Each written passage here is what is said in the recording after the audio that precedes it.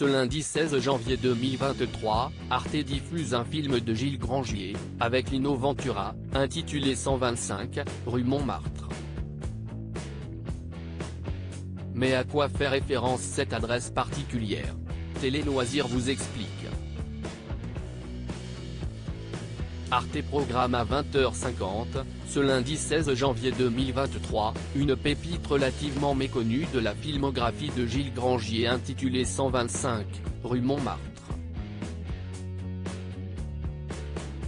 Ce film policier, matinée d'études de mœurs, met en vedette Lino Ventura, qui venait de connaître l'année précédente son premier grand succès personnel dans Le Gorille vous salue bien. Il met aussi en lumière la ravissante Andrea Parisi, le pilier de la comédie française Robert Hirsch. Ainsi que Jean de Sailly, dans le rôle d'un commissaire à contre-emploi des personnages de bourgeois aveugles ou travaillés par d'inavouables secrets auxquels il donnait souvent vie avec talent. Dans cette intrigue qui débute de façon légère, avant de connaître de ténébreux et captivants méandres, Ventura incarne un vendeur de journaux à la criée dont la rencontre avec l'étrange individu joué par Hirsch va bouleverser le quotidien. Mais parmi les interrogations de ce récit à tiroir, truffé de mensonges, il en est une liée à son titre, à quoi fait référence l'adresse parisienne du 125, rue Montmartre?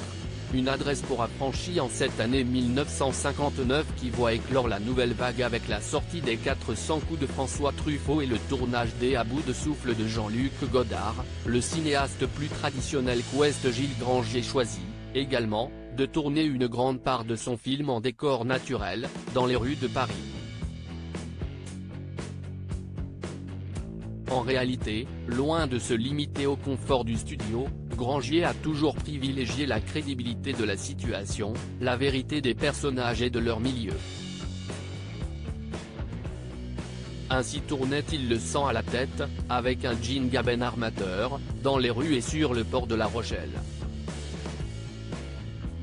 De la même manière, les scènes d'ouverture de 125, rue Montmartre sont filmées à travers un Paris capté sur le vif, Lino Ventura traversant les artères de la capitale à vélo, avec les exemplaires du journal qu'il est chargé de vendre. Quant au titre du film, il a une signification concrète.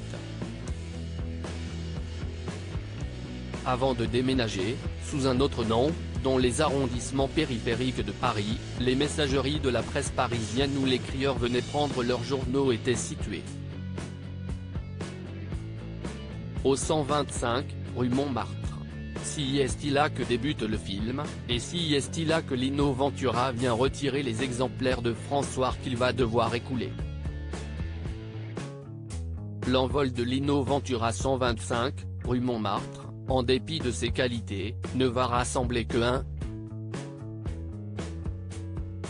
699 000 spectateurs. Mais, la même année et dans les mois qui suivent, d'autres films vont contribuer à installer durablement Lino Ventura dans le paysage cinématographique français. Et à en faire une star. Dans la lignée du Gorille, Le Fauve est lâché, de Maurice Labro, le consacre vedette du film d'espionnage musclé.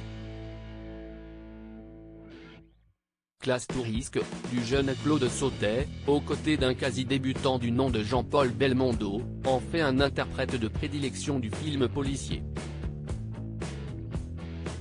Un an plus tard, en 1960, Si est-il explosion. Un taxi pour Tobruk, réalisé par Denis de la Patellière, formidablement dialogué par Michel Audiard, et où Lino côtoie Charles Aznavour, Hardy Kruger et Maurice Biro, attire près de 5 millions de Français dans les salles. Il ne reste plus à Ventura qu'à démontrer son aptitude à jouer les clowns blancs de comédie dans Les Tontons Flingueurs de Georges Lautner, en 1963, pour qu'il apparaisse en acteur complet, immensément populaire. Souvent puissant, parfois bouleversant, dans le drame comme dans l'aventure, le père de l'association Perce-Neige le restera jusqu'à sa mort d'une crise cardiaque, le 22 octobre 1987.